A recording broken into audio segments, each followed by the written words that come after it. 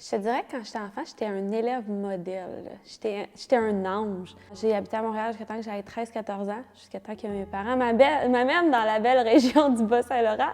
Puis à ce moment-là, je me cherchais comme une façon un peu de faire ma place. J'ai commencé à m'entraîner beaucoup parce que j'avais des amis qui faisaient beaucoup de sport, mais j'ai commencé à le faire à l'excès. Moi, j'ai fait de la gymnastique pendant longtemps, puis j'ai mis de côté ma santé, j'ai mis de côté l'école et j'ai développé ce qu'ils appellent un trouble alimentaire. Fait qu'on dirait que quand j'avais 14-15 ans, je ne comprenais pas que ça passait par moi puis par tous les efforts que je mettais en ma personne. Je mettais les efforts sur le contraire. Quand je suis rentrée à l'université, j'ai dit, là, je veux me reprendre en main. Puis vu que j'avais une meilleure hygiène de vie, j'avais des meilleures habitudes et tout ça, veux pas, tu as plus de concentration, tu as plus de motivation, tu es moins distrait par toutes sortes de petites choses.